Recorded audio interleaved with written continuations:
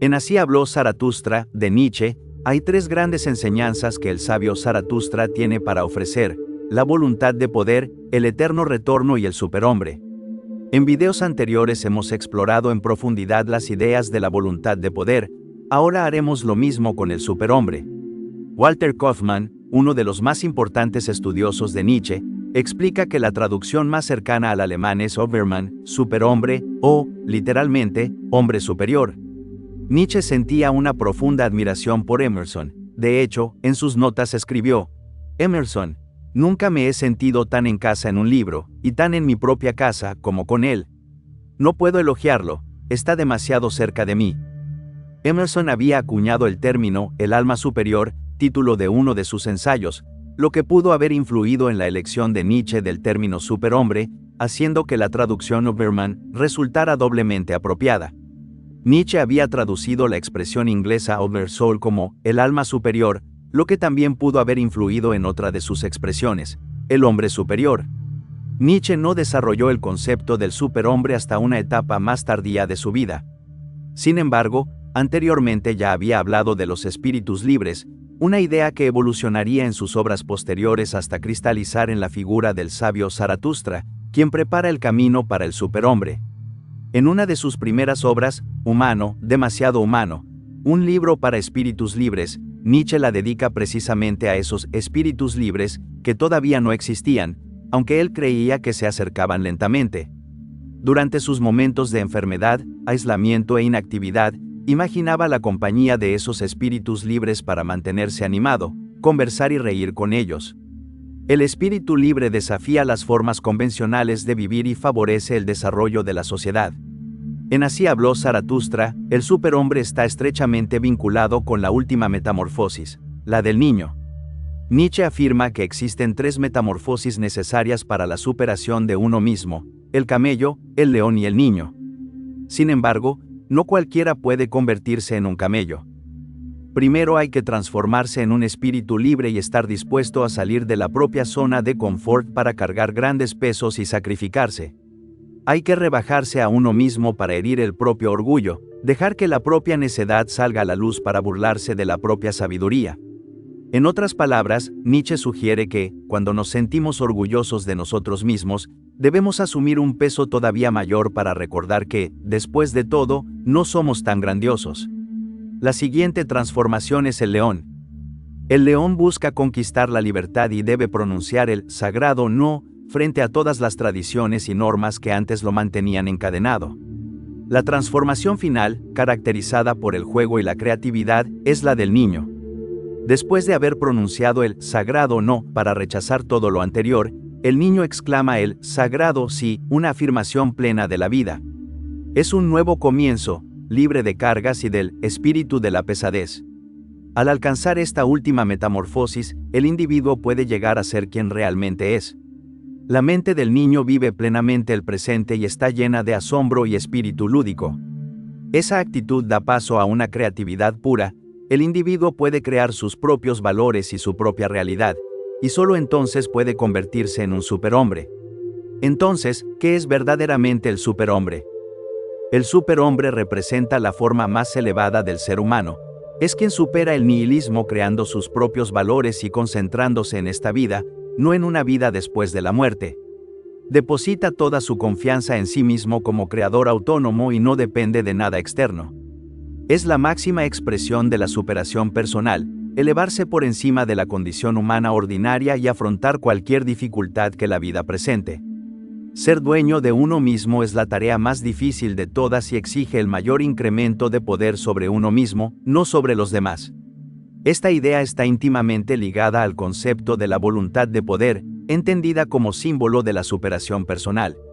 La felicidad consiste en sentir que el propio poder aumenta, que una resistencia ha sido vencida. Por ello, el superhombre será el hombre más feliz y, precisamente por eso, el sentido y la justificación de la existencia. La primera aparición del concepto de superhombre no ocurre en Así habló Zaratustra, como muchos creen. En realidad, Nietzsche lo menciona una vez en un aforismo de la Gaia Ciencia, tal como escribió: la invención de dioses, héroes y superhombres de toda clase, así como de casi hombres y subhombres, enanos, hadas, centauros, sátiros, demonios y diablos, fue el ejercicio preliminar de valor incalculable para justificar el egoísmo y la soberanía del individuo. La libertad que se concedía a un dios en su relación con los demás dioses terminó por concedérsela también el individuo a sí mismo frente a las leyes, las costumbres y los vecinos. Los superhombres de este aforismo parecen ser los dioses, semidioses y héroes de la antigua Grecia. Para Nietzsche, estas figuras simbolizan el rechazo de toda conformidad con una única norma, representan el opuesto de la mediocridad y el estancamiento. Realizar el verdadero yo no significa descubrir un yo oculto en lo más profundo de uno mismo, sino alcanzar el yo que se encuentra inmensamente por encima de uno mismo. Este aforismo es especialmente significativo porque contiene una de las escasas referencias al superhombre anteriores a Así habló Zaratustra y fue escrito poco antes de esa obra. En Así habló Zaratustra, el superhombre hace su aparición pública más importante, junto con el eterno retorno y la voluntad de poder, ideas que tampoco habían sido plenamente desarrolladas antes de que Zaratustra las expusiera. Después de descender de las montañas, Zaratustra llega a una ciudad donde encuentra una multitud reunida en la plaza del mercado, pues se había anunciado la actuación de un equilibrista. Entonces Zaratustra habló así al pueblo: yo les enseño el superhombre, pues el hombre es algo que debe ser superado. Entonces, ¿qué han hecho ustedes para superarlo? Todos los seres han creado hasta ahora algo por encima de sí mismos. ¿Y acaso quieren ustedes ser el reflujo de esa gran marea y volver a las bestias en lugar de superar al hombre? ¿Qué es el mono para el hombre? Un motivo de risa o una dolorosa vergüenza, y eso mismo deberá ser el hombre para el superhombre, un motivo de risa o una dolorosa vergüenza. Ustedes han recorrido el camino que va del gusano al hombre, pero todavía hay mucho de gusano en ustedes. En otro tiempo fueron monos, y aún ahora el hombre es más mono que cualquier mono. Sin embargo, el pueblo no logra comprender a Zaratustra y estalla en carcajadas. Creen, equivocadamente, que él es el equilibrista cuya actuación todos habían ido a presenciar y le dicen que deje de hablar y se ponga a trabajar. El verdadero equilibrista, creyendo que aquellas palabras iban dirigidas a él, comienza su recorrido. Zaratustra contempla a la multitud con asombro y entonces dice: el hombre es una cuerda tendida entre la bestia y el superhombre, una cuerda sobre un abismo.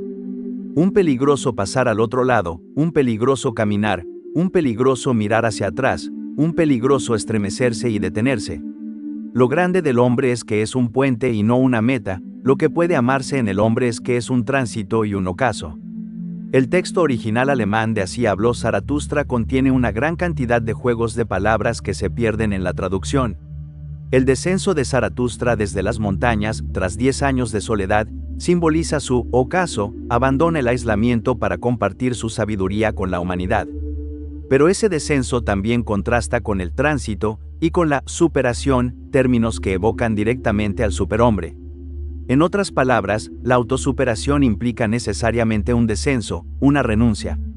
El superhombre no puede separarse de la idea de superarse a sí mismo.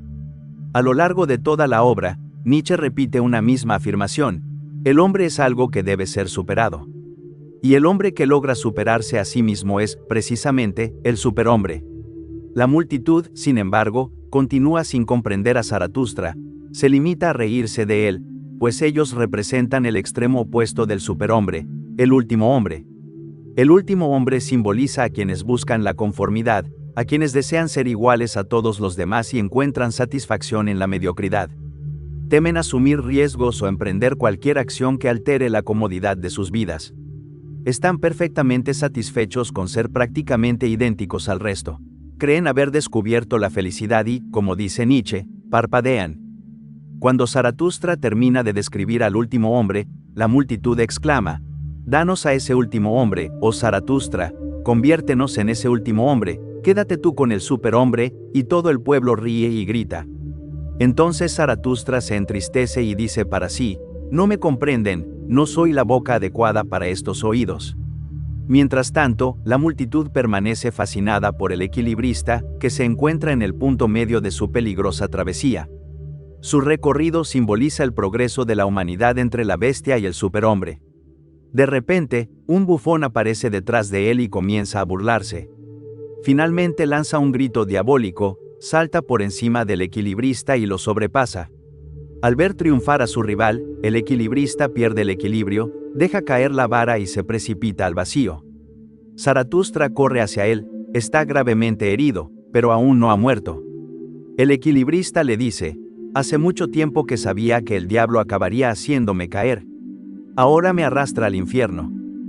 Zaratustra responde: por mi honor, amigo, nada de eso existe. No existe diablo ni infierno, así que tu alma morirá antes incluso que tu cuerpo, por eso, ya no temas nada. El hombre lo mira con desconfianza y le dice: si dices la verdad, cuando abandone esta vida no dejaré nada tras de mí. No soy mucho más que un animal. Zaratustra le responde: no es así, has hecho del peligro tu vocación, y no existe nada despreciable en ello. Ahora pereces a causa de tu vocación, por eso yo mismo te daré sepultura. Después de escuchar estas palabras, el moribundo ya no respondió, solo extendió la mano, como si buscara la de Zaratustra para agradecerle. Nietzsche sugiere que el equilibrista, precisamente porque puso en juego su vida, a diferencia del último hombre, que vive instalado en la comodidad y la mediocridad, llevó una existencia digna de admiración. De hecho, una de las características fundamentales del superhombre es su capacidad para enfrentarse al peligro. En una de sus frases más conocidas, Nietzsche escribe: el secreto para recoger de la existencia la mayor fecundidad y el mayor goce consiste en vivir peligrosamente. En el hombre conviven tanto el creador como la criatura, lo humano y lo demasiado humano, pero también lo humano, sobrehumano, expresión que constituye una variación de su anterior fórmula, humano, demasiado humano, con la que pretendía señalar nuestra naturaleza animal. Ese humano, sobrehumano, hace referencia al verdadero yo, mientras que el superhombre es aquel que ha alcanzado el dominio sobre sí mismo. Cuando Nietzsche afirma: el superhombre es el sentido de la tierra, pretende dirigir toda nuestra atención hacia esta vida, en lugar de menospreciarla en favor de una existencia futura. Tal como nos exhorta Zaratustra: se los suplico, hermanos míos, permanezcan fieles a la tierra y no crean a quienes les hablan de esperanzas ultraterrenas. Son fabricantes de venenos, son despreciadores de la vida, seres decadentes y envenenados de los que la tierra está cansada, dejen que desaparezcan. En otro tiempo, el mayor pecado era pecar contra Dios, pero Dios ha muerto, y con él murieron también esos pecadores. Ahora, el mayor pecado es pecar contra la tierra y valorar las entrañas de lo incognoscible más que el sentido de la tierra.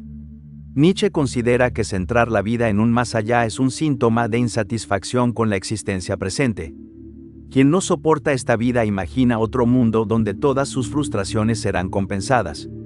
Nietzsche contempló el declive del cristianismo en la sociedad como un acontecimiento profundamente peligroso, pues abriría las puertas al nihilismo. Esta idea aparece en la célebre Parábola del Loco, donde se proclama la muerte de Dios. Según Nietzsche, el cristianismo había orientado la atención principalmente hacia la otra vida, restando valor a la existencia terrenal. Además, promovió una valoración absoluta de la verdad que terminó haciendo imposible cuestionar sus propios fundamentos. Paradójicamente, Nietzsche sostiene que el cristianismo desarrolló un instrumento que acabaría destruyéndolo desde dentro. A ese impulso lo llama voluntad de la nada, una voluntad opuesta a la vida, pero que sigue siendo una forma de voluntad. En otras palabras, el hombre prefiere querer la nada, antes que no querer absolutamente nada. Sin embargo, esa voluntad introdujo un veneno aún más profundo en la cultura: la desvalorización de esta vida. La muerte de Dios simboliza, precisamente, la apertura del abismo del nihilismo. Nietzsche veía a la humanidad enfrentándose a una crisis sin precedentes, una crisis que exigiría una profunda transformación o evolución del ser humano. Pero la evolución que Nietzsche tiene en mente no es biológica, sino filosófica. Exige cuestionar toda la tradición filosófica occidental y adoptar una actitud completamente distinta frente a la vida. La fuente de esta crisis, según Nietzsche, reside en el anhelo de un más allá, en el deseo, presente en gran parte de la tradición occidental desde Sócrates, de liberarse de la prisión del cuerpo y de la existencia terrenal. Frente a ese anhelo, Zaratustra insiste en una idea fundamental: permanecer fieles a la tierra. Por ello, la evolución futura de la humanidad exige superar el dualismo entre mente y cuerpo, espíritu y naturaleza, que ha marcado gran parte del pensamiento occidental.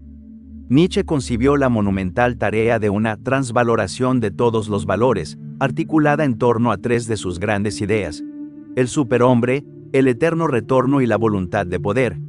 Su propósito era ofrecer una alternativa a los valores tradicionales en un mundo donde el orden divino había perdido su autoridad, para que el ser humano dejara de dirigir su mirada hacia un reino sobrenatural y la orientara, en cambio, hacia esta vida. El superhombre representa la respuesta de Nietzsche al nihilismo, pues al superarlo, se convierte en el significado que debemos dar a nuestra propia existencia. El superhombre rebosa tal fuerza y plenitud que siente la necesidad de compartir su riqueza con los demás. Nietzsche no solo anuncia la muerte del Dios cristiano, al final del prólogo de Así habló Zaratustra declara: todos los dioses han muerto, ahora queremos que viva el superhombre. Que esta sea algún día nuestra última voluntad en el gran mediodía. Además del superhombre, Nietzsche habla de los hombres superiores, individuos excepcionales que encarnan el tipo de persona capaz de seguir su filosofía. Son aquellos que ascienden con sus propias fuerzas sin dejarse llevar por otros. El individuo debe elevarse hasta una altura donde el rayo pueda alcanzarlo y hacerlo estallar.